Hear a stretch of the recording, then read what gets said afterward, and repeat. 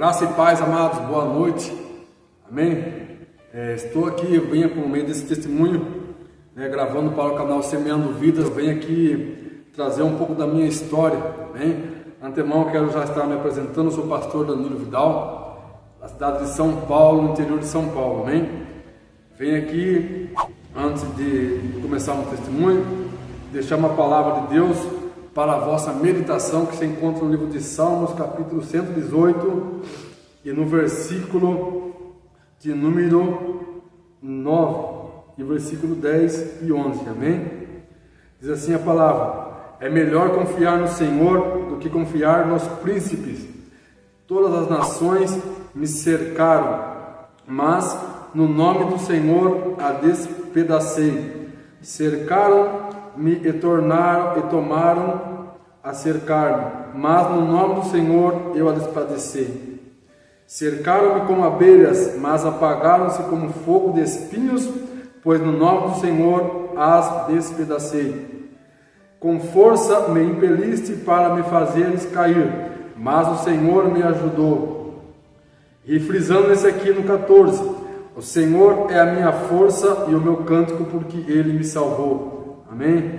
De antemão já quero agradecer a Deus por estar compartilhando com os irmãos. Quero estar agradecendo primeiramente a Deus por essa oportunidade que me concede. Venho agradecer a Deus aqui pela vida das pessoas que estão aqui comigo essa noite, meu filho Estevão, também nosso irmão Alberto Vandinho, Deus abençoe. É uma honra estar com os irmãos. Amém? Amados, eu quero contar um testemunho, meu irmão. Eu tenho 35 anos de idade hoje, e um pouquinho atrás, voltando atrás, com um mês de nascido, eu me recordo que, segundo a minha mãe, eu fui uma criança que quando nasci, eu fui desenganado pela medicina.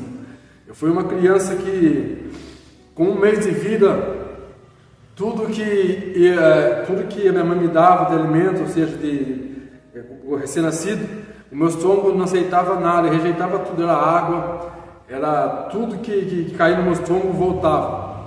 Eu fui desenganado por uma doença por nome semioto, uma doença que pela medicina não tem cura, uma doença que na época o médico me deu 3 meses de vida, E a minha vida começa assim. Então, há 35 anos atrás, a minha mãe, ela pegou e então só chorava, porque o médico já tinha falado para ela que era 3 meses de vida que eu tinha.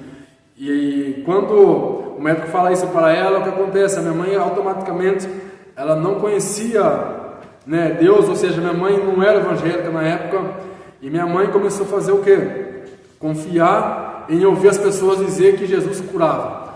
Eu me recordo que, segundo a palavra da minha mãe, um pastor por nome de Dionísio, Candeias, na época, foi um pastor que orou pela minha vida, quando minha mãe apresentou minha vida até aquele pastor, porque ela sabia que Jesus curava. Ela não era evangélica, mas ela sabia que Deus tinha o poder de cura, ela sabia que Deus tinha o poder de fazer o milagre.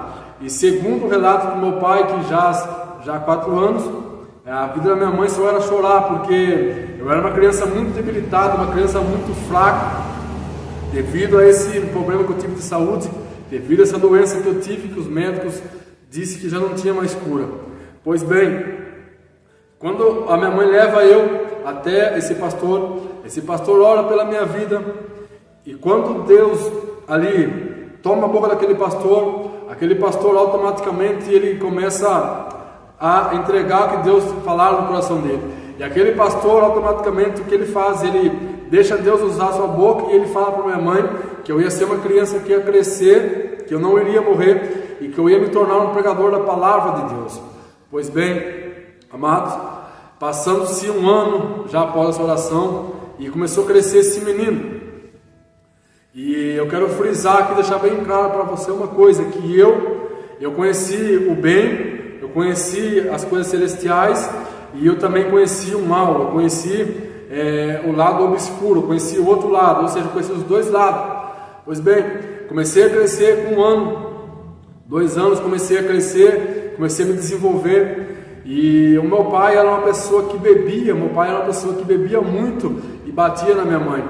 Aquilo ali começou a criar uma revolta no meu coração, começou a criar uma revolta muito grande, ou seja, eu comecei a crescer uma criança muito revoltada. Eu me lembro que ali já com meus 7, 8 anos, eu era uma criança bem revoltada, devido o meu pai beber muito e bater em minha mãe, devido a ver as brigas, aquelas brigas contenda, e eu vi meu pai batendo na minha mãe, aquilo começou a crescer em mim, uma raiva, um ódio tão grande, que eu comecei a ficar muito revoltado com a vida. Me recordo eu com 10 anos, na escola, ainda quando criança, quando pequeno, me lembro que a gente brincava, e a gente às vezes brigava por ser criança, eu já pegava a raiva daquela criança. Eu me recordo que a gente morava num bairro Recanto das Águas na época, e quando eu brigava com uma criança, o que eu fazia? Eu já pegava ódio, já tinha maldade de matar aquela criança, ou seja, aquele meu amigo. E quando eu comecei a crescer com essa maldade no meu coração desde criança, eu comecei a crescer uma pessoa perversa, uma pessoa que, embora fui curado pela mão de Deus, mas ao mesmo tempo ainda eu não tinha ainda um encontro com Deus, eu não tinha um contato com Deus. Então, devido a tudo aquilo que eu vivi quando eu era criança, na minha juventude, quando eu era criança, tornou-me uma pessoa muito fria, ou seja, eu comecei a ter muito ódio das pessoas. Pois bem, não demorou muito até que eu conhecesse Deus, não demorou muito até que eu conhecesse Jesus, eu conhecesse aquele que tinha me curado, pois eu sabia, porque minha mãe me falava, meu pai me falava que Jesus tinha me curado. Minha mãe dizia para mim que Deus tinha feito um milagre na minha vida. Então, a minha vida foi dando esses passos devagar, né? E eu cresci saudável, cresci muito saudável. E eu me recordo que com 12 anos de idade, eu tive um encontro com Deus. Foi com 12 anos que eu comecei a sentir realmente a presença de Deus. Eu me recordo que na época eu fui taxado como louco, porque eu me lembro que tem hoje é vizinho meu, né? É um obreiro, um evangelista hoje, mas na época a gente era companheiro de criança na igreja, e eu e esse jovem por nome Fernando Miranda, que é uma bênção, é um exemplo de vida até hoje, e a gente fazia evangelização. Aqui na nossa cidade tem uma rua aqui por nome São Dimas, famosa Raia, que até hoje é muito conhecida, e nessa época a gente evangelizava. Eu lembro que eu comecei a evangelizar. Com 12 anos eu não era batizado nas águas, eu não tinha descido aos tanque batismal, mas eu acreditava no poder de Deus, eu sabia que Deus ele tinha poder. A gente evangelizava, amados, a gente pegava panfleto e saía no domingo, evangelizava toda aqui a comunidade, na época, quando estava começando a comunidade, e a gente evangelizava ali, e todo mundo me taxava como louco. Por quê? Porque a minha vida até então, eu comecei no monte, eu começava só em monte, não saía do monte em vigília, quando eu completei 13 anos de idade. Com 13 anos de idade, eu coloquei no meu coração que eu queria ter o dom de curar. E eu me lembro que eu comecei a buscar a Deus esse dom, pedir para Deus o dom de cura. Eu queria o dom da revelação da palavra. E eu me lembro que a minha vida era só Deus, era só a obra de Deus. Tanto é que me chamavam de louco porque eu só andava de terno para a rua. As pessoas falavam assim: rapaz, é doido, porque está andando nesse sol quente de terno. É uma criança louca, entendeu? Fui taxado de louco. Eu me recordo que eu tenho um irmão mais velho que inclusive está em uma penitenciária, e esse meu irmão ele foi muito espelho para mim. Por quê? Porque ele era uma pessoa muito usada por Deus na época, ele era um missionário muito usado, ou seja, ele fazia muitas campanhas em lares, ele fazia campanha nos hospitais, e eu comecei a seguir o meu irmão, comecei a acompanhar o meu irmão, e aí que eu fui adquirindo experiência com Deus, eu fui me aprofundando cada vez mais, a chegar a ponto de um certo dia, eu fiz uma coisa que nenhum homem fez nessa terra, porque ninguém fez uma coisa que eu fiz. O que eu fiz? Eu peguei um certo dia, já quase para completar 14 anos, eu já tinha meus desejos de menino, de querer namorar, eu tinha os desejos, começava a ver as meninas, que eu já queria namorar, e eu me lembro que eu tinha aquele versículo que eu guardava no meu coração na época, que se o teu olho te escandalizar, é melhor você arrancar o teu olho e arrancar o teu olho e jogar ele fora. Por quê? Porque é melhor você entrar no reino do céu sem o olho do que você com seus 2 olhos entrar e ir para o inferno. E eu tinha aquele versículo na minha mente, e eu comecei a falei, sabe o que eu fiz? Eu me lembro que eu fiz campanhas, não foi uma, eu fiz várias campanhas para que Deus cegasse, tirasse a minha visão, para que eu não visse mais menino, não visse mais nada. Ou seja, eu coloquei no meu coração a partir daquele dia que eu queria somente dedicar minha vida a Deus. Eu não queria casar, eu não queria ter movimento com mulher, eu queria ser como o apóstolo Paulo foi, eu queria seguir como Jesus foi. Então, com 14 anos de idade, Eu me lembro que uma certa feita estávamos nós em um congresso, na igreja no qual eu nasci, na igreja pentecostal Cristo Reino, pastor presidente e pastor Miguel Dorival Miranda. E eu me lembro que teve uma festividade, amados, e a gente, até então, depois daquela festividade, os missionários, os irmãos que vieram com caravanas, a gente foi para a casa de uma irmã na época, uma irmã por nome de Suzana. E a gente estava ali na casa da irmã Suzana, inclusive o Diego, que é o filho dela, a gente era muito parceiro, muito amigos na época, a gente cantava junto. Então a gente foi para a casa da irmã Suzana. E foi quando eu, naquele dia, eu me lembro que eu comecei a chorar e pedir para Deus, falei, Deus, eu quero muito o dom de cura, eu quero muito o dom da revelação. E eu almejava muito esse dom, comecei a buscar. Me lembro que acho que era por volta de 2 horas, de 2h15 da madrugada, o Senhor toma a boca de uma irmã, e essa missionária, qual estava nesse dia desse trabalho, ela chega até mim, ela pede para que eu levante de pé, e quando eu me levantei de pé, essa missionária, ela começou a falar em mistério, começou a rodopiar, e eu já entendi o mistério, porque eu já era do manto, já era envolvido, já era do reteté, já era do fogo, e eu comecei a entender o que Deus está querendo falar comigo. Foi quando ela falou para mim assim, abra suas mãos direita e a mão esquerda, eu abri as 2 mãos. Eu me lembro que ela colocou nas minhas mãos, ela falou assim, Deus vai dizer para você hoje que estou eu colocando nas tuas mãos o dom da revelação nas tuas mãos. E nessa outra mão, e ela colocou nas minhas mãos, Deus está colocando nas tuas mãos o dom da cura. Naquele momento, para mim, amado, foi o momento mais feliz da minha vida. Por quê? Porque até então eu não sabia da existência daquela mulher. Eu não sabia da onde ela era, eu não sabia da existência dela até aquele momento. E ali eu pude sentir que realmente ali Deus era Deus. E a partir daquele dia, o Senhor, Ele me entregou o dom da cura e da revelação. Detalhes, com 12 anos eu consegui o batismo com o Espírito Santo já, de início quando eu comecei nos montes. Aí passou 2 anos, o Senhor me deu um dom da cura e da revelação com 14 anos de idade, amado. Comecei a mais aprofundar com Deus, comecei mais a aperfeiçoar com Deus, porque eu tinha certeza que aquilo que Deus tinha feito na minha vida, eu tinha que retribuir ao Senhor. Pois bem, quando eu completo 15 anos, ele estava ainda firme com Deus. Eu me lembro que tenho um primo que hoje mora em São Paulo, e a gente na época, a gente ia para o culto, e quando a gente começou já a conhecer as amizades do mundo, a gente começou a conhecer as amizades erradas. Eu me lembro que acabava o culto, a gente pegava e fazia o quê? E já ia para a praça. Não bebia nada, a gente ia para a praça, mas começou no decorrer do tempo, não demorou muito, já comecei a me envolver, comecei a beber. Foi aonde eu comecei a me esfriar. Foi aonde eu comecei a me distanciar daquele amor de Deus. Foi aonde o diabo começou a me cegar de uma forma tão grande que eu me lembro que eu vivi a época aqui em São Pedro. As pessoas mais da minha época sabem disso que eu estou falando. Com 15 anos, com 16 anos, eu conheci o mundo da música. E eu me lembro que eu me envolvi com as músicas de rock. Ou seja, eu sou um ex-metaleiro. E eu me lembro que uma certa feita eu comecei a frequentar cemitério, comecei a usar roupa preta, e naquele momento ali o diabo tomou posse da minha vida. Ele me cegou de uma forma que eu já não tinha mais força para ir para a igreja, eu já não conseguia mais colocar o pé numa igreja, ou seja, eu não conseguia colocar os pés sequer dentro de uma igreja. Por quê? Porque o diabo, diz que o ladrão vem para roubar, matar e destruir, né? O diabo, ele consegue manipular a nossa mente, ou seja, ele manipulou a minha mente, como ele manipulou a mente de Davi, como ele manipulou a de Sansão, de vários homens que ele conseguiu na Bíblia, enfim, que Deus levantava, e ele ia lá e conseguia derrubar. E eu não fui diferente, mas eu caí na lábia do inimigo. Eu me lembro que eu comecei a querer tocar violão.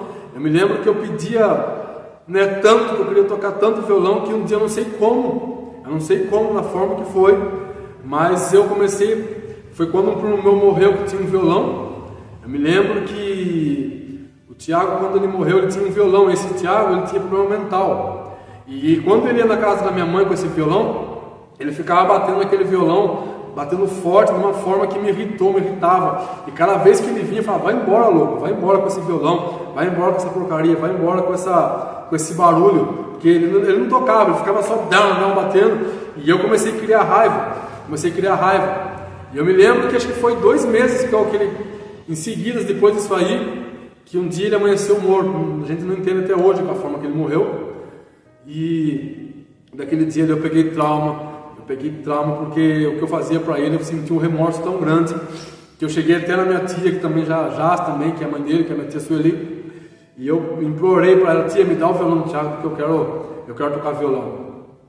Pois bem, aí o que acontece? Quando eu pego o violão do meu primo, eu me lembro que eu já estava envolvido com a música de rock, eu me lembro que eu já tinha as unhas já tudo preta, o cabelo meu já ficou grande, e eu me lembro que uma certa feita eu comecei a conhecer o lado obscuro, né? Ou seja, a parte de pacto. Foi aonde que eu montei a minha primeira banda na época, né? Que foi em meados de 99, 2000. Foi mais ou menos entre isso aí, entre 99 e 2000, que eu montei a primeira banda de rock, né? Que era por nome Invaders, né? Que significava os invasores. E quando a gente pega essa banda e monta essa banda, o que acontece? Eu, como já conhecia as bandas de renome, eu peguei e comecei a falar o que para os meninos da banda. Eu falei: ó, para a gente fazer sucesso, a gente tem que fazer um pacto. Irmãos, o diabo cegou minha vida de uma forma que, você vê, eu já era batizado pelo Espírito Santo, eu já tinha o dom de profecia, eu já tinha dons de cura, né? E Deus já tinha me curado, e o diabo conseguiu tapar meu olho, amarrar meu olho, que eu esqueci tudo isso aí, a ponto de eu querer, né, entregar minha própria alma para o diabo para ter fama. E eu me recordo, aqui não vai dar para ver no vídeo, eu tenho 2 cortes na minha mão, eu tenho aqui 2 cortes, né, que tem um corte que eu fiz no dia que a gente estava para selar o pacto. Eu fiz 2 cortes e faltava mais um aqui embaixo, é o terceiro corte, que ia selar um triângulo. E se eu fizesse esse triângulo, aí ia ter derramamento de sangue na época, eu me lembro, e aí eu ia ter o pacto de vender minha alma para o diabo. Foi quando eu comecei a refletir na minha vida. Eu falei: mas o que eu estou fazendo? Foi quando eu comecei a fazer o que o Thiago fazia. O interessante, sabe o que é? Que quando o Thiago atormentava o pessoal, eu não gostava. Depois, quem passou a atormentar o meu pai, quem passou a atormentar minha mãe e meus irmãos, era eu. E eu que ficava com down. Eu coloquei na cabeça que eu ia ter que aprender a tocar violão de todo jeito.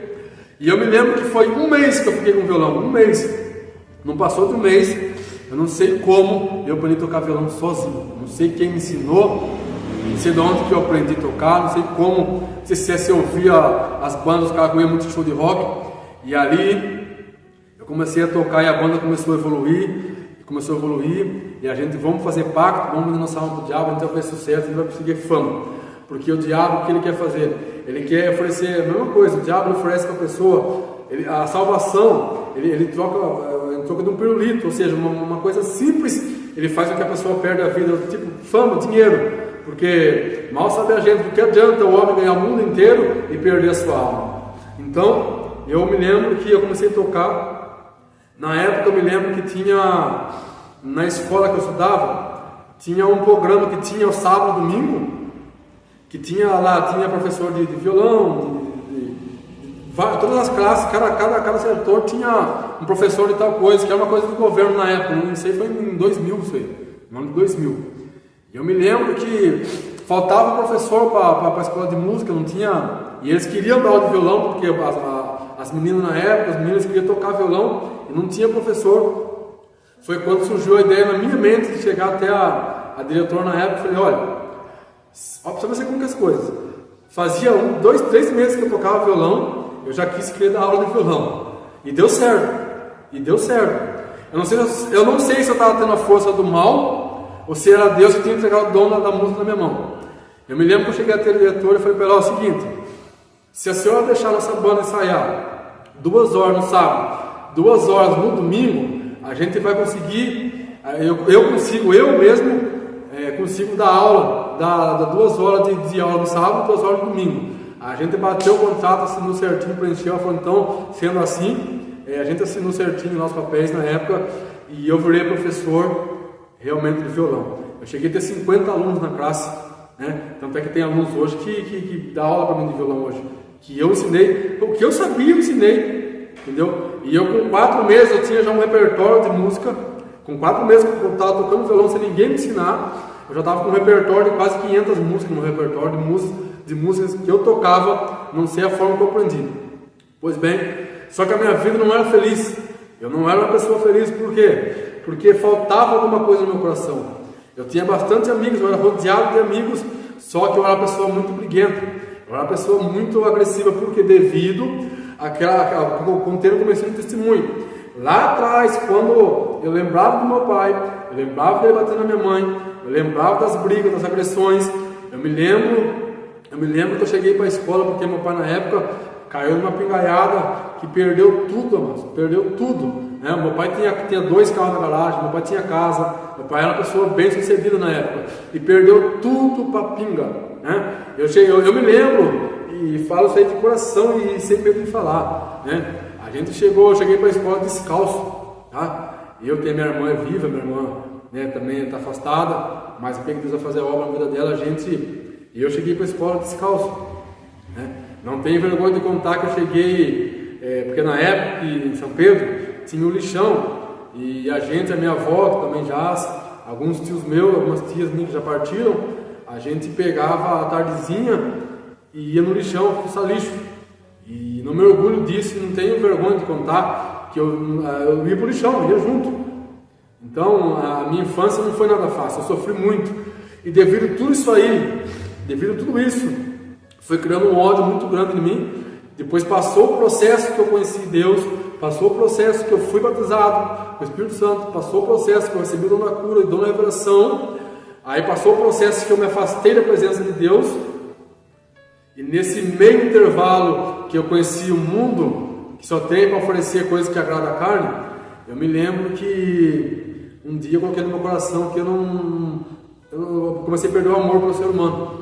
Eu não podia ver nenhum ser humano na minha frente, eu não sei o que o diabo fez na minha mente, que eu era uma pessoa revoltada. Tanto é que os metaleiros de hoje em dia, da época, que é os punk rock, eles são homofóbicos, eles são racistas, eles matam negros, eles matam gay, bissexual, e eu estava entrando no mesmo caminho, eu estava indo para o mesmo caminho, né? Porque se você olhasse para mim, já era motivo de briga e sem dó e sem piedade. Então, ou seja, foi no ano de 2001, que foi a pior fase que a gente, na minha época de São Pedro, viveu. Qual foi a pior fase, pastor? É a época que as pessoas não tinham paciência, tolerância era zero. Porque a gente ia para a praça na época e qualquer discussão era motivo de faca, qualquer motivo era motivo de bala e morte na certa. Eu me lembro que quantos amigos meus eu vi tombando do meu lado, tomando facada, briga que tinha, a gente se envolvia com brigas. Eu me lembro que uma certa feita a gente teve que ir para um cemitério para escapar de brigas de pessoas armadas para matar a gente. Então eu cresci muito revoltado, eu era uma pessoa muito revoltada com a vida, até ponto de chegar pensando no suicídio. Sabe o que é isso? O diabo quer que você perca a sua salvação. O diabo, ele quer que ninguém vai para o céu. Por quê? Porque ele sabe que resta pouco tempo para ele. Ele sabe que o tempo dele está acabando. O que ele quer fazer? Ele quer impedir, ele quer trabalhar na mente, ele quer mecanizar na mente das pessoas, enganando com dinheiro, enganando com bens, né? E a pessoa acaba se desviando, olhando para o dinheiro, olhando para os bens e esquece, né, que após esse corpo nosso, né, após essa vida existe outra vida, ou seja, aí que a vida começa, porque esse corpo nosso aqui é terreno, né, mas após isso aqui nosso espírito, nossa alma são eternos. Eu me lembro que no ano de 2001, por várias brigas que eu mesmo arrumava, eu me lembro que eu consegui arrumar uma bereta na época. Quem não sabe, bereta é uma carrochinha 22, ela tinha 2 canos, parecia aqueles filmes de pirata, aquela carrochinha. E eu me lembro que foi a primeira arma que eu tive. E essa beretinha, eu lembro até hoje que era só um tiro de um lado de um cano que saía, não falhava, mas matava. E eu comprei aquilo ali na época, eu me lembro, por R$150 na época, assim, foi em 2001. E eu ia para a praça armado também, né? Várias vezes a gente arrumava briga na praça, né? Já cheguei a brigar com 3 pessoas, com 2 seguranças de danceteria, eu saía, eu brigava, para mim não tinha tamanho, não tinha força, não tinha nada, para mim não tinha ninguém. Eu era um cara valente, só não morri porque Deus tem obra na minha vida, é por isso que eu estou aqui até hoje. E eu me lembro, vou resumir um pouco, que quantas vezes Deus está com faca na cinta, Deus esconder faca na praça, antes de chegar na praça tinha os coqueiros que escondiam a faca, a gente ia para a praça e a gente chegava na praça, a gente arrumava briga. Meu primo não gostava de briga, ele sempre me segurava, mas eu não. Por que eu brigava? Porque eu tinha arma, eu tinha faca, e quando a gente estava indo embora, eu falava para ele assim: olha, você viu lá o fulano lá? Ainda bem que ele não veio, que se ele viesse, só que ele tinha por ele, puxava faca, por várias vezes. E esses relatos que eu estou falando, centenas de pessoas são vivas e afirmam isso aí. Afirma, não tem como a gente falar uma coisa que não existiu, sendo que existiu de fato, não me orgulho disso. Foi no ano de 2002, estava chegando próximo da minha redenção.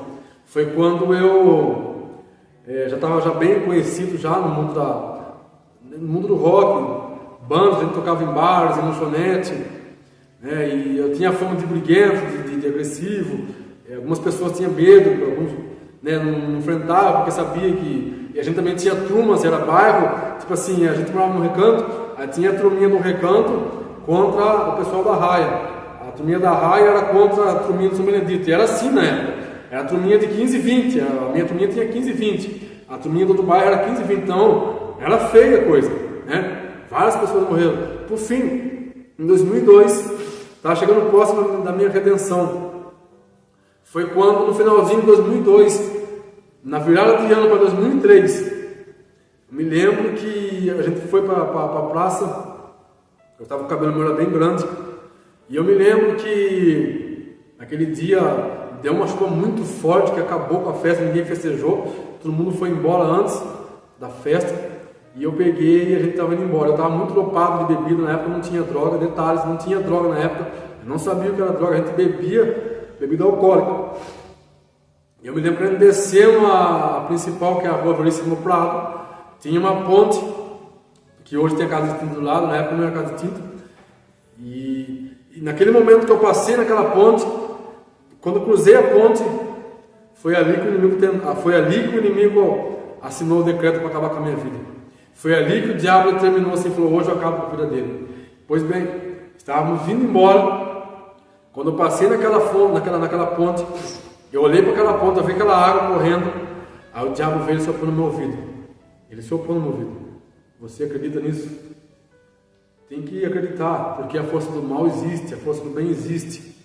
Não adianta falar: eu não acredito no mal, não acredito no diabo, não acredito no inferno. O inferno existe, o diabo existe, o mal existe. Foi quando eu cruzei aquela ponte, o diabo soprou no meu ouvido assim: olha para você, olha a sua vida como que é destruída, olha como você é um fracassado, olha como você é uma pessoa derrotada.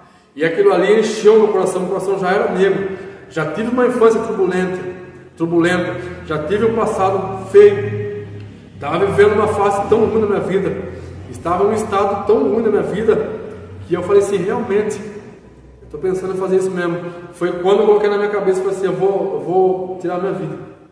Foi quando eu tirei a minha carteira do meu bolso, entreguei para o meu primo, e isso com os olhos cheios de lágrimas. Falei para ele assim, fala para minha mãe, fala para meu pai que eu amo muito ele, que eu amo muito meu pai, eu amo muito minha mãe. Tá, mas o que você vai fazer? Falei: só fala isso aí. E fica olhando o que vai acontecer. Eu atravessei aquela proteção da ponte, e quando eu fui pular, eu olhei para trás. É por isso que eu quero abrir parênteses aqui e dizer uma coisa para você, que amigo é só Jesus. Você não tem amigo, não tem amigo. Amigo de verdade é aquele que chora com você. Amigo de verdade é aquele que quando você está chorando, quando você está sorrindo, quando você está bem. Em todos os momentos da sua vida ele está com você. E faz um teste: qual é o amigo que está com você quando você está chorando, quando você está Pense no pior dia da sua vida. Qual foi o amigo que estava ali com você chorando? Jesus. Ele é o único amigo verdadeiro, ele é o único, não existe outro amigo. E eu me lembro que nas minhas costas, eu olhei para trás, eu vi aquela gangue que tinha, eu escutei mais ou menos 3 ou 4 vozes que falou assim: vai, então pula, você não é o cara, você não é o bravo, você não é o zica, você não é o pirata, vai, pula então. Eu me lembro que quando eu comecei a chorar, eu falei assim: realmente minha vida não vale nada, eu sou um lixo, eu sou imprestável, né? E eu me lembro que quando realmente eu peguei, do pirata, até nisso o diabo deu um pedido para mim, que até no meio policial hoje, depois de contar detalhes, é conhecido: pirata é uma coisa sem valor. Pirata é uma coisa, né? Uma coisa pirata, né? Um CD pirata, uma coisa que não tem valor. Né? Até nisso aí ficou oficializado até hoje. Mais de quase 25 anos eu carrego esse apelido. Pirata. E ali alguns gritou assim: ei, pirata, vai, pula, se mata. Foi quando eu fui me lançar realmente. Porque se eu caísse ali embaixo era fatal. A força da água que tinha, as pedras que tinha lá embaixo era fatal. Não tinha como sobreviver. Foi quando eu fui pular realmente. A hora que eu fui me lançar, que eu soltei da proteção, que eu soltei, que eu fui cair, de repente ali aconteceu o sobrenatural. Você acredita que Deus ele faz o sobrenatural? Você crê que Deus ele faz o sobrenatural? Eu me lembro que quando eu fui me lançar naquela ponte, eu me lembro que quando eu olhei que eu estava caindo, eu vi que eu estava caindo. Eu tinha soltado da proteção, mas quando eu olho para baixo, eu olhei que uma luz subiu de baixo, como se tivesse alguém lá embaixo, dentro daquela correnteza, como se alguém pegasse uma bola, tipo, jogasse a bola para cima de fogo. Aquela luz subiu, ninguém viu isso aí, foi só eu, porque ninguém falou nada. Aquela bola subiu e bateu no meu peito, explodiu aquela luz no meu peito, e eu me lembro que eu estava tão dopado, mas tão dopado que eu não consegui ficar de pé. Eu me lembro que aquilo bateu no meu peito, eu voltei de trás, não sei como minha mão segurou naquele guarda-rei. E ali aquela voz, veio uma voz tão doce, tão suave no meu ouvido, e começou a falar comigo: meu filho, lembra daquelas madrugadas no monte? Lembra de quando você pediu o dom da revelação? Lembra quando você pediu o dom de cura? Você lembra de quando você estava naquele monte, você pediu um dia que eu entregasse algo na sua vida? E eu comecei a chorar, mas eu comecei a sentir a presença de Deus. Eu percebi que naquele momento, como se fosse quando Paulo cai a escama e ele conseguiu enxergar. Naquele momento parece que alguém desamarrou aquela venda que eu tinha no meu olho. E quando desamarrou aquela venda, assim, eu consegui enxergar o que eu estava fazendo. Eu consegui enxergar o que eu ia fazer. Eu consegui entender que naquele momento ali eu poderia ter ido para o inferno, né? E aquela voz me falou, uma voz tão calma. O Espírito Santo de Deus naquele momento subiu, tomou minha vida e falou no meu ouvido: meu filho, você lembra quando você pedia? Lembra quando você clamava? Lembra quando você estava naquele hospital, você pedia para mim curar aquelas pessoas? Eu curava.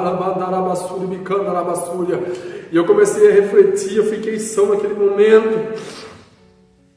Aleluia. Eu lembro que alguém falou: por que você não se mata? Alguém falou: por que? O que aconteceu? Eu me lembro que eu despulei aquele guarda-rei. E quando eu despulei aquele guarda-rei, eu me lembro que eu cheguei no meu primo e falei: que dá minha carteira aqui, por favor, vem aqui. Ninguém estava entendendo nada.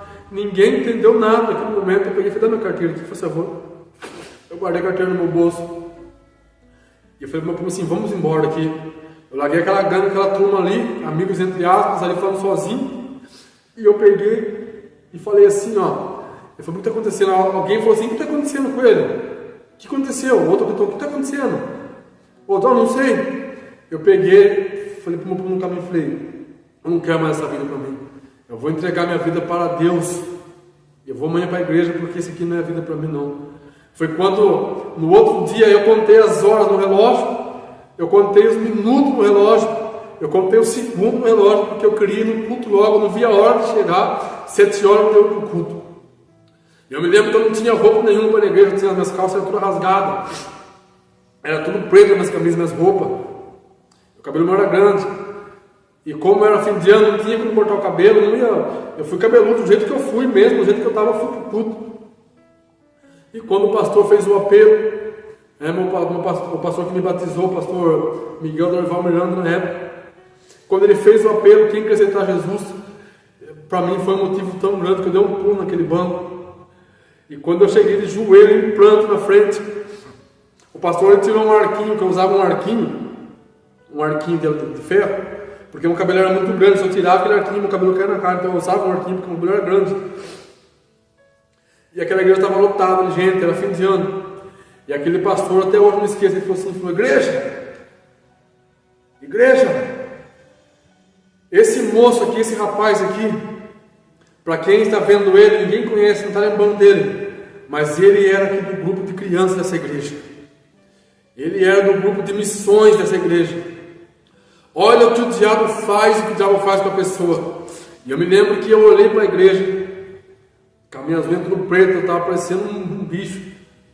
E realmente, a partir daquele dia, eu decidi me batizar. Foi quando no meu batismo, inclusive tenho fotos e relatos que no meu batismo, quando eu fui descer nas águas, quando eu fui submergir nas águas, né? Ninguém conseguiu explicar até hoje. Essa foto já levei em vários lugares. Tinha uma labareda de fogo bem no meio, alabaçuriana, Deus me selando. Pois bem, eu me lembro que com 18 anos, então, eu me entreguei para Deus, me batizei. Com mesmo 18 anos, eu já coloquei no meu coração que eu queria ser um pregador da palavra. Eu coloquei no meu coração que eu queria ser um pregador. E eu falei assim, Deus, eu quero ser um pregador da palavra. Quando eu já me ingresso no grupo de jovens, o meu pastor presidente na época falou assim, olha, você tem que tocar porque você é um músico. Nossa, a igreja ganhou um músico tanto, porque eu tocava na época já guitarra, contrabaixo, violão, eu repicar bateria.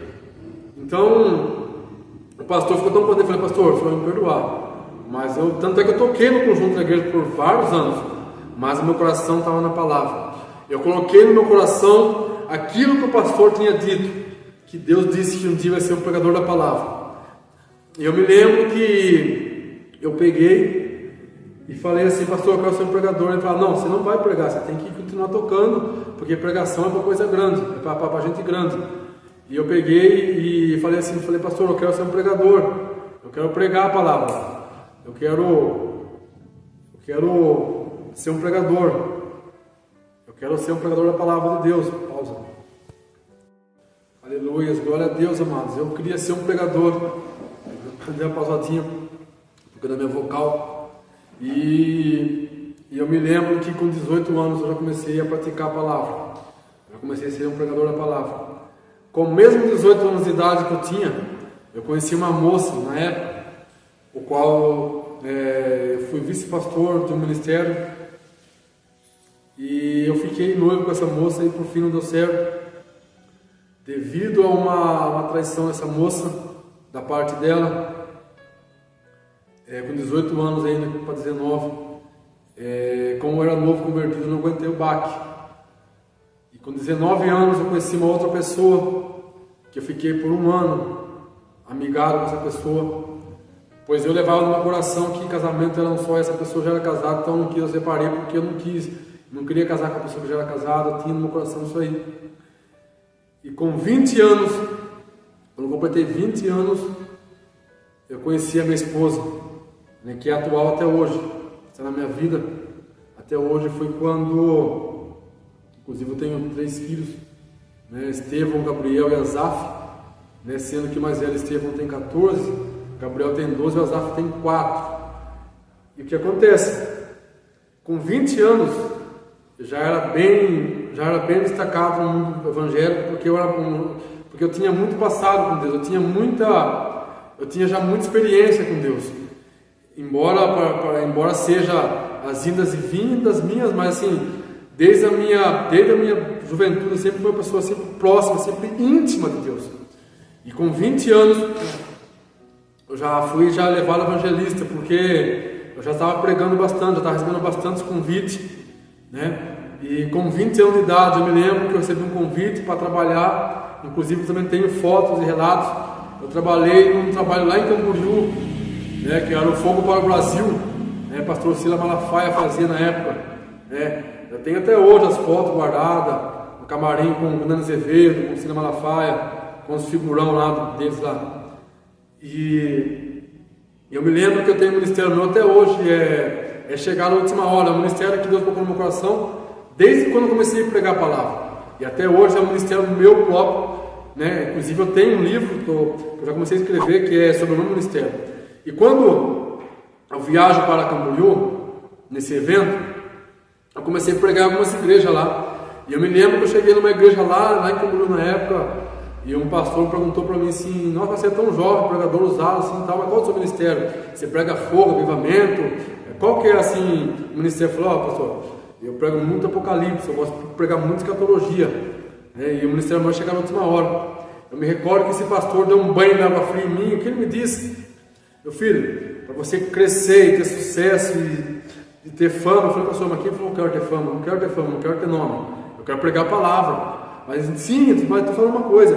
Começa a pregar bênção, chave de casa. Começa a pregar prosperidade, né? Esse negócio de apocalipse, inferno, isso aí as pessoas vão afastar de você e você não vai ter um ministério que vai ter muito sucesso. Foi um banho de água gelada. Foi quando eu tive uma decepção tão grande no ministerial, que quando eu volto, a minha esposa na época, o Estevão,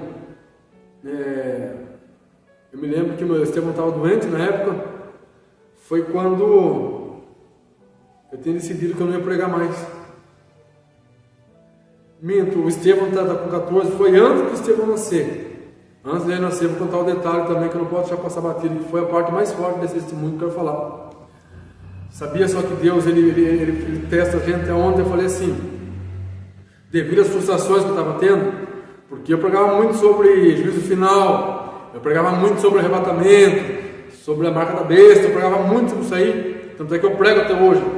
Então, eu recebi vamos dizer, os pastores, eu tomei um choque assim, ministerial, tão grande, que eu coloquei na minha cabeça que eu não queria pregar mais.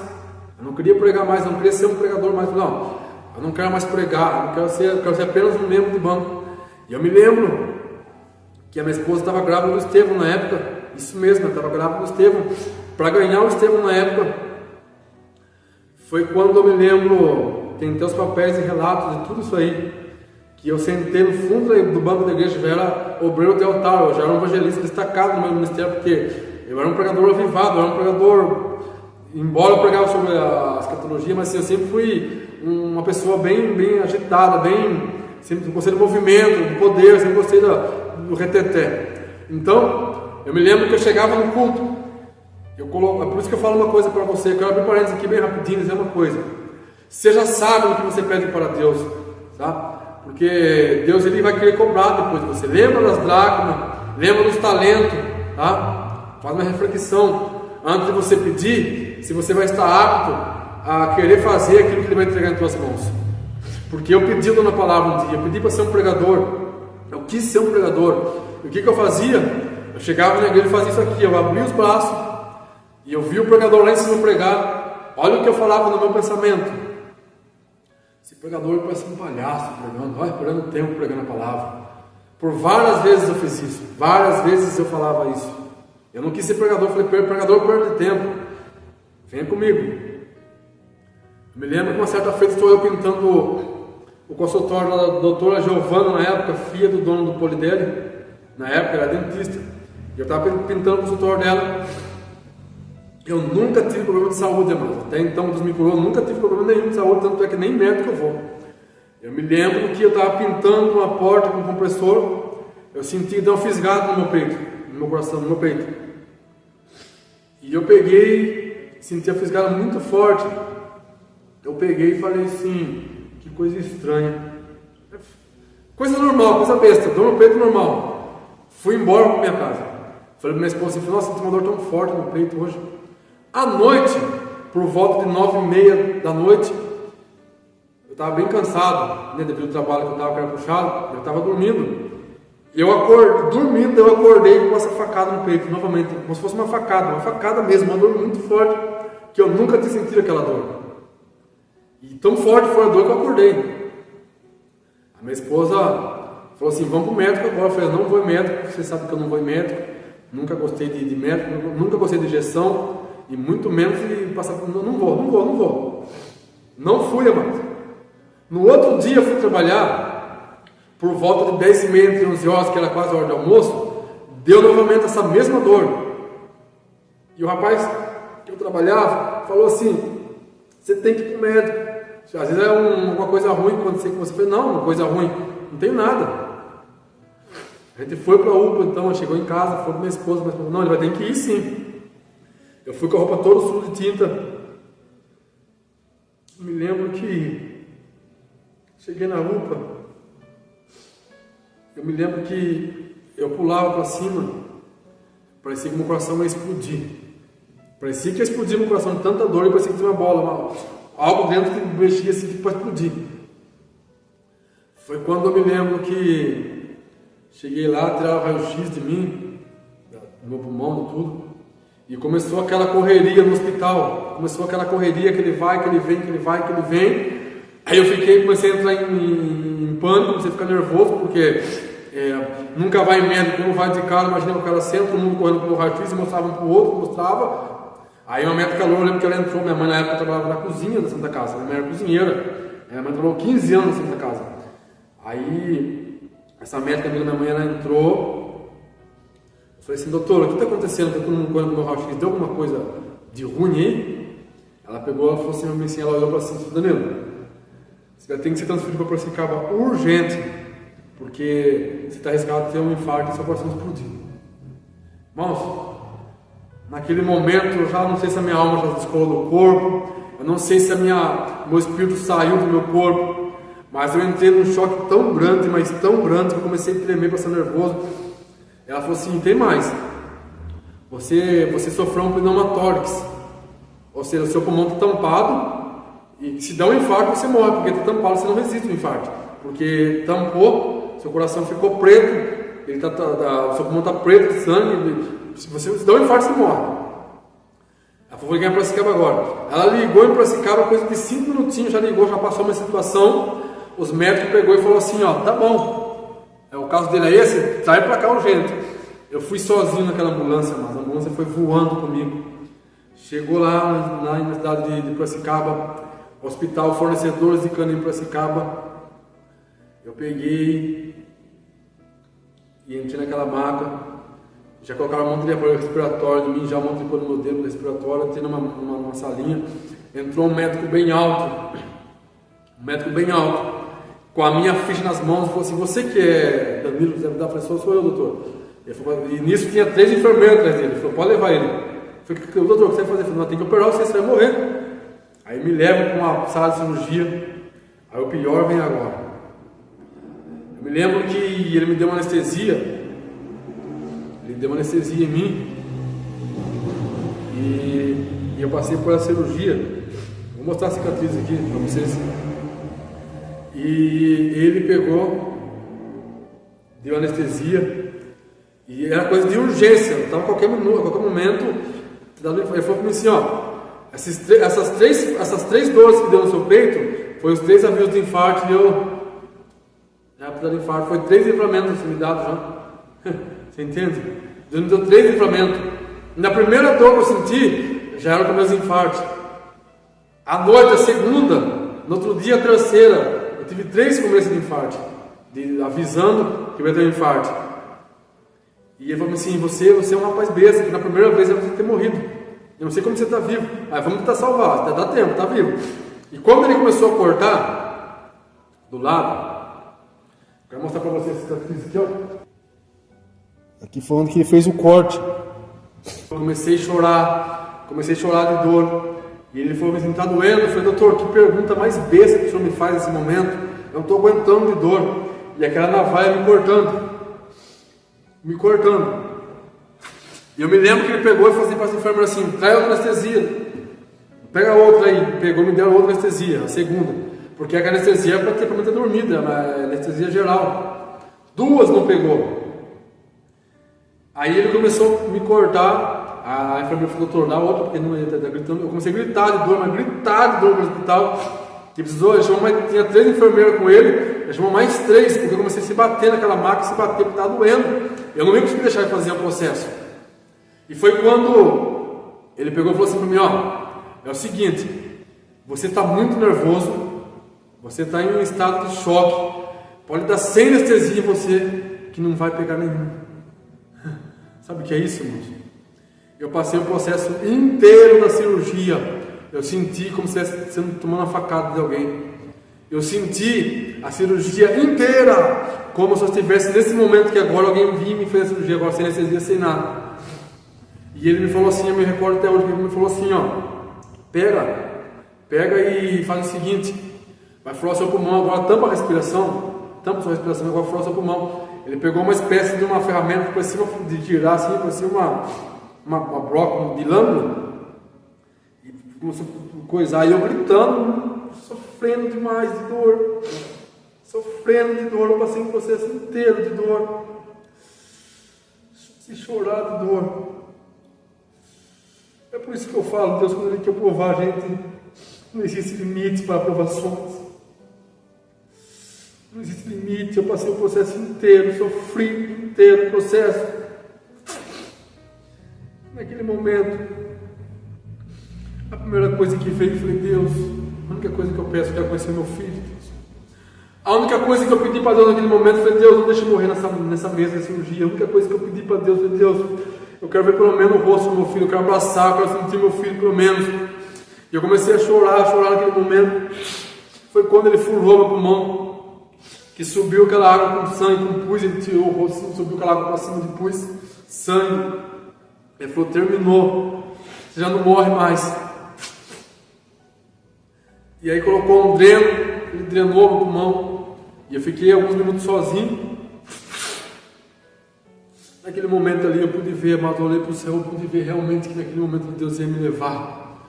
Eu pude ver anjos, eu via anjos no bandinho, eu via anjos naquele momento, naquela sala de cirurgia, eu via anjos, eu via vários anjos, né? E eu pude ver Deus. Aí sabe o que eu falei para Deus? Na hora da morte, da vida e da morte, eu falei, Deus, Senhor, eu falei que não ia pregar, mas eu não estava levando a sério, Senhor. Eu quero pregar, eu quero continuar, Senhor, pregar a Tua palavra. Acho que demorou meia hora, 40 minutos da cirurgia. Chegou a minha mãe, e chegou a minha esposa com a barrigona para ganhar neném, com o Estevão estava na barriga. Ela começou a chorar no estado que eu estava. E eu passou o processo da cirurgia, voltei a pregar, os anos foram se passando, a gente foi buscando conhecimento,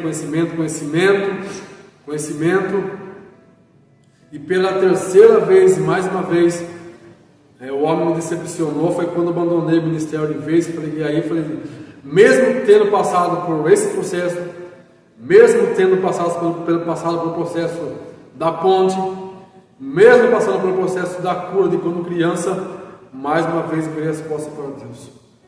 Foi quando aí eu já conheci o submundo do crime, foi quando eu conheci o mundo das drogas, foi quando a minha vida foi de mal a pior, foi quando eu fui me aprofundando. Eu me lembro uma certa feita desse intervalo de cirurgia, entre o intervalo do tempo que eu me afastei, nesse meio intervalo eu pastoreei uma igreja. Eu me lembro uma certa feita que eu estava pregando a palavra do Senhor, e foi esses aí foram os motivos que eu comecei a desfalecer, porque assim, não estava tendo mais suporte, não estava tendo mais ajuda, e sobrecarregou muito para mim. Foi quando eu estava pregando, eu tinha só arroz para comer em casa. A minha esposa é viva e é bem viva para falar isso aí, que a gente passou no comecinho, né? A gente comia só arroz branco, eu comia aquele arroz branco chorando e falava, Deus, o Senhor me usa para abençoar as pessoas, eu vejo pessoas receber casa, carro, ser abençoada, e minha vida sempre vai para trás, ó Deus, eu não aceito isso aí. E eu me lembro que nessa época eu era pastor eu fiquei uma época, fui pastor do ministério em uma outra cidade. Eu trabalhava, saía 6 horas da minha cidade, ia para uma outra cidade trabalhar, saía dessa cidade às 4h30, entre 4h15 e 4h30, vinha correndo 1 hora, tomava banho, pegava minha esposa, o Estevão, as crianças, ele era pequeno, subia a serra e ia para uma outra cidade pastorear. Chegava na igreja, tinha que abrir o culto, tinha que dar oportunidade, tinha que pregar. E quando eu acabava de ministrar a palavra, as pessoas me pediam oração, eu orava, e pastor, meu pai está doente, vamos lá fazer uma oração lá, porque eu preciso muito da sua oração. Quando eu ia na casa dessa pessoa, chegava lá, tinha 20, 30 pessoas. 20, 30 pessoas. E eu não tinha como correr. Resumindo, saía dessa cidade 1h30, 2 horas da manhã. Dessa cidade até a minha casa era 1 hora. Chegava em casa 3 horas, um bagaço, quase 4 horas, um bagaço. 6 horas estava de pé, ia para outra cidade trabalhar, e eu fui fazendo muito isso aí, foi sobrecarregando. E eu me lembro que numa dessas feitas, eu passando por uma prova tão grande, eu me lembro que um dia eu cheguei, fui fazer visita no lar, e quando eu cheguei na minha casa, minha esposa estava chorando na cama. E quando ela estava chorando, eu peguei e falei assim para ela: o que aconteceu? Vou só resumir. O que aconteceu? Ela falou assim para mim: acabou o gás. Irmão, ali foi batata. Eu sempre fui uma pessoa de muita fé, sempre fui uma pessoa que sempre cria no impossível. O que acontece, pastor Danilo? Eu peguei, sabe o que eu fiz? Peguei a minha Bíblia, desci no monte. Na época eu me lembro que estava muito frio, aquele frio que cortava até o rosto. Quando eu coloquei o pé no começo da mata, eu já não tinha palavras mais para falar. Por quê? Porque eu já estava naquela prova, já estava comendo somente arroz, estava fazendo aquela prova, aquelas adversidades que Deus tinha permitido. E ainda acabou o gás. Foi quando eu cheguei, coloquei os pés naquela mata, só eu e Deus. As minhas lágrimas começaram a falar por mim. Foi quando eu falei assim: Deus, eu não aceito mais isso aí, Senhor. Isso aí já é um cúmulo. Não dá para aceitar, Senhor. Não aceito mais. Foi quando eu falei assim: ó, eu acabei de vir numa visita de lar, estou morrendo de fome, Senhor, não estou murmurando. Acabei de vir numa visita, acabei de fazer a tua vontade. Tudo bem, cheguei na minha casa, pode ter só arroz branco. Amém. Te louvo pelo arroz branco. Mas agora sem gás, Senhor, já não dá. Não dá, Deus, não dá. Eu falei assim: eu vou chegar na minha casa e eu quero que o Senhor faça uma providência na minha vida. Eu quero ver se o Senhor está comigo. Eu quero ver se o Senhor é Deus da minha vida. Chegar na minha casa, eu quero que o Senhor dê providência. Eu quero gás na minha casa hoje. E eu orei ali, acho que foi 30, 40 minutos. Cheguei na minha casa. Quando eu coloquei os pés na porta da sala, o Espírito Santo de Deus, ele chegou até o meu ouvido e falou assim para mim: vai no fogão. E eu sempre fui um homem temente a Deus. Eu fui até o fogão. Aquela voz falou assim para mim assim: liga o fogo. Eu liguei o fogo, acendeu. Liga a outra boca, acendeu. As 6 bocas. Liga o forno, acendeu 6. Naquele momento eu dei uma de Tomé. Eu fiquei bravo com a minha esposa, assim, ela falou: meu bem, faça favor um pouco. Detalhes: fui no monte e voltei, ela estava do mesmo jeito na cama, ela estava tão desanimada, coitada, estava tão desanimada. E ela falou para mim assim, eu falei para ela: faça favor. Ela estava tão desanimada. Eu falei para ela: eu cheguei com fome, cheguei cansado, fui para o monte buscar para Deus abençoar nós com gás. Aí você compra gás e coloca aqui e não me falou nada. A hora que ela falou isso aí, amado, no momento que ela falou assim, mas quem falou que eu comprei gás? Mais uma vez o Espírito Santo de Deus falou no meu ouvido mais uma vez. Deus falou no meu ouvido mais uma vez.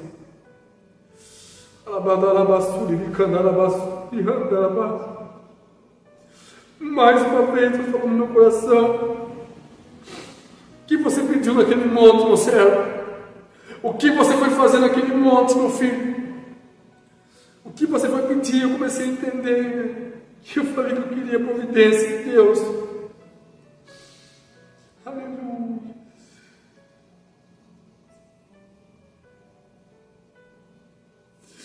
Deus provou que estava comigo, amados. Eu me lembro que esse gás durou 40 dias. 40 dias o gás foi queimando, acendeu. E eu me lembro que quando bateu os 40 dias certinho, sabe o que eu fiz? Eu consegui arrumar um emprego. Foi quando na primeira semana que eu consegui arrumar um emprego. Já na semana o rapaz acertou os dias que eu tinha trabalhado. Quando eu chego na minha casa para fazer janta, quando eu vou ligar o gás acabou. Aí Deus falou assim para mim assim, ó: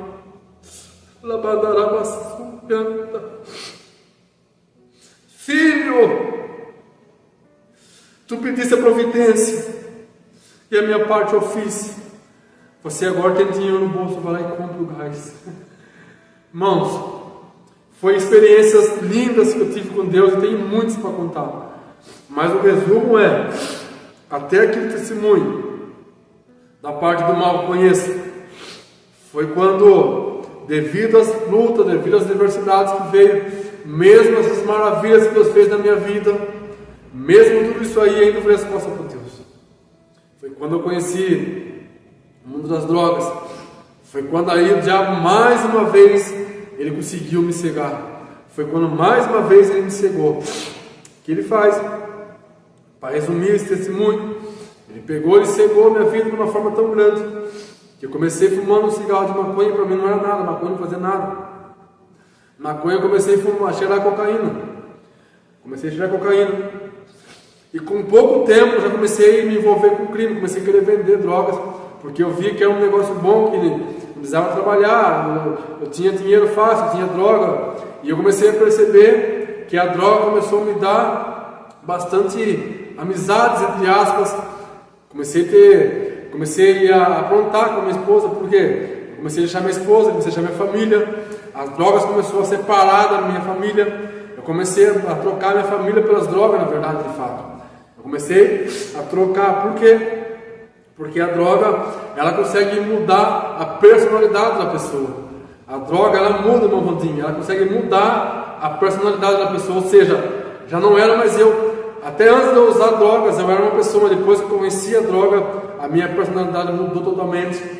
Foi quando eu comecei a traficar, comecei a vender drogas, porque droga traz dinheiro, droga traz mulheres, droga traz carros, traz amizades, entre aspas, falsas. E eu comecei a traficar, novamente, aí comecei a ter um movimento com o mundo mesmo maligno de fato. Aí que conheci mesmo o abismo, é onde o inimigo falou, aqui é o ponto final da vida dele. Foi quando recebi a proposta para agenciar a biqueira, onde fui gerente de uma biqueira da época, a biqueira que inclusive era do comando, né? Essa biqueira era do PCC na época, eu fui gerente dessa biqueira. Foi quando eu comecei a aprontar, já comecei a fazer coisa errada, comecei a roubar. Foi quando eu comecei a buscar droga, virei mula, virei piloto de fuga, virei piloto de traficante, virei piloto, eles falam cavalo entre aspas, né?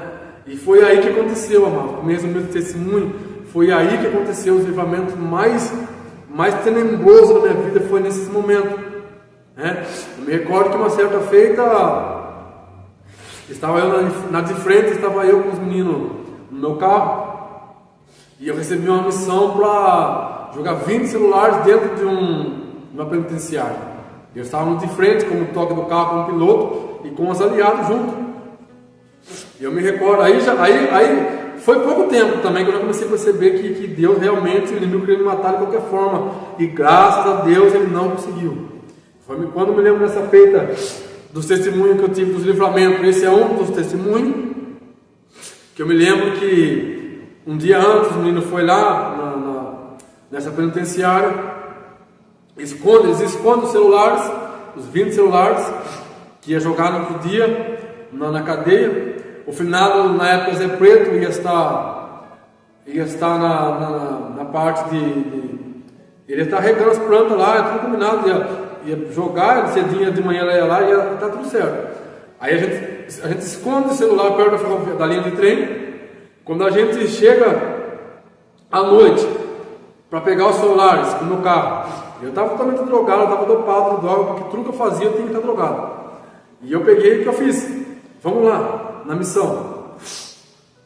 Sai daqui, a gente está subindo a serra, estamos indo para o Cadeião, na missão de jogar os celulares. Estamos lá nós, e o que acontece? A gente parei no bar, só tinha gente estranha naquele bar, ali eu já percebi que ali coisa ruim ia acontecer com a gente. E aquele dia o diabo tinha marcado para ser a minha execução. Foi naquele dia que eu peguei e falei para meus amigos assim, falei, vou ficar no bar com o meu parceiro, vai 3 lá, porque estava em 5, vai os 3 e fica 2.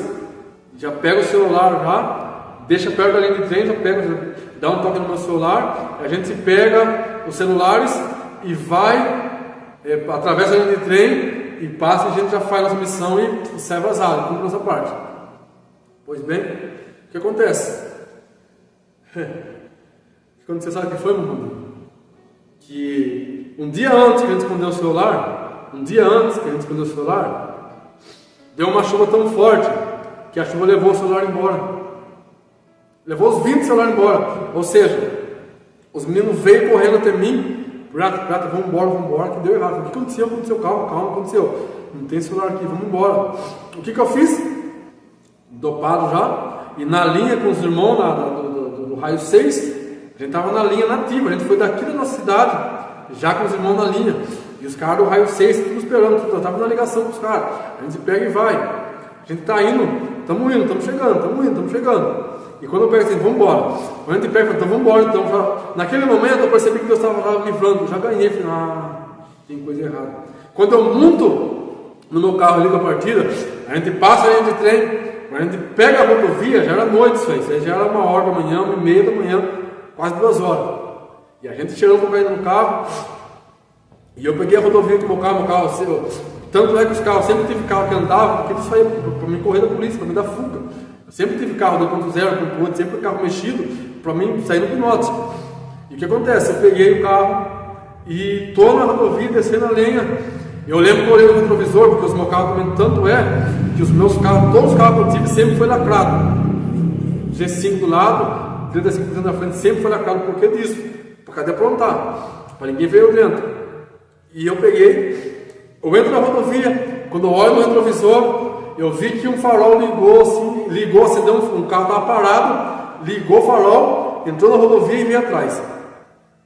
Só que os meninos estavam tudo trocados, ninguém viu, eu fiquei quieto para não deixar eles em pânico, porque eu estava no toque, tem que ser o responsa. Eu fiquei quieto no carro, eu fiquei só assim, olhando no volante, dirigindo com a mente no carro, e o acelerador correndo, 140, 160, 180 por hora.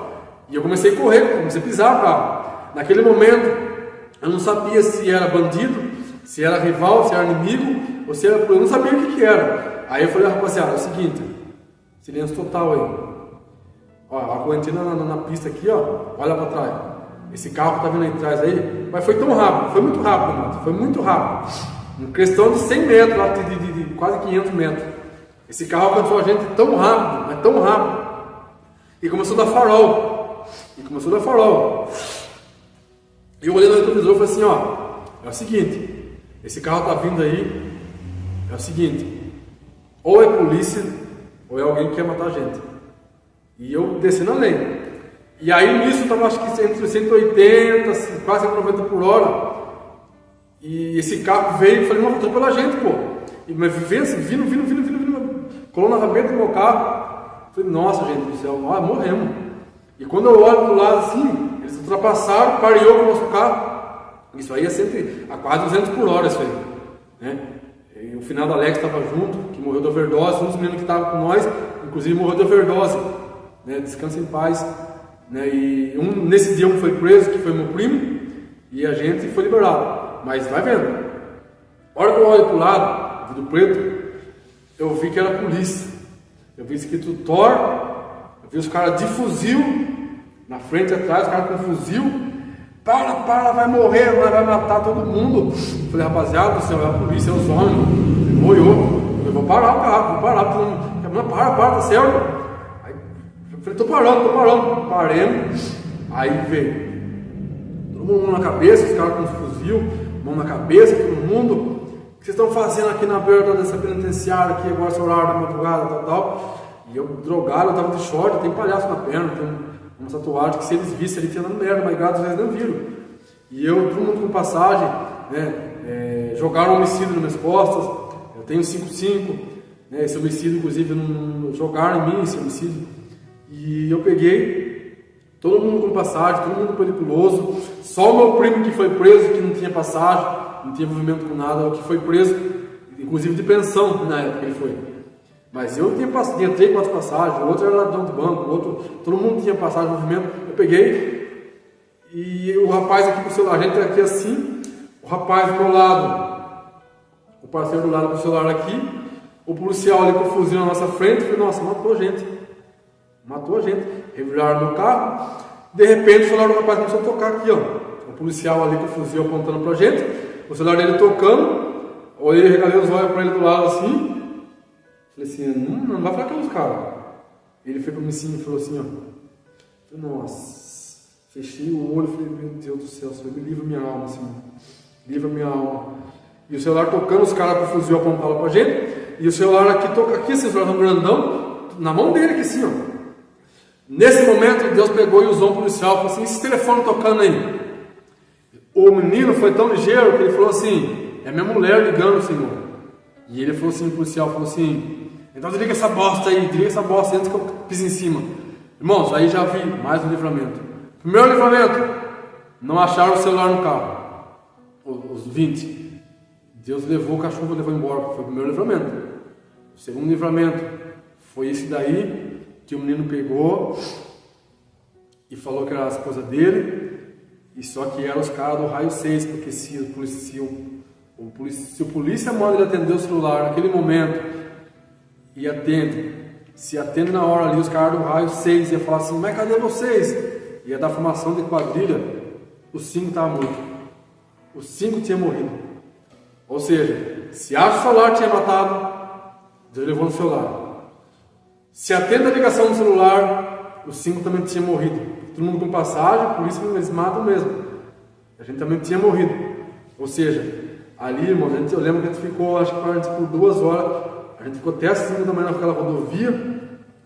Eu tenho certeza que eles estavam decidindo matar a gente, mas Deus ali, ele acalmou o leão ali, conseguiu anestesiar. Ou seja, foram vários meus livramentos, vários, tá?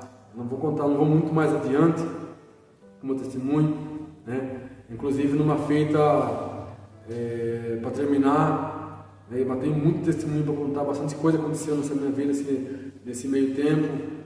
E eu estava com um Golf numa época, fui numa outra cidade mais uma vez, ó, Deus já tinha me livrado na serra, né, da cadeia. O homem é muito besta, eu mesmo, entendeu? O ser humano tem que apanhar.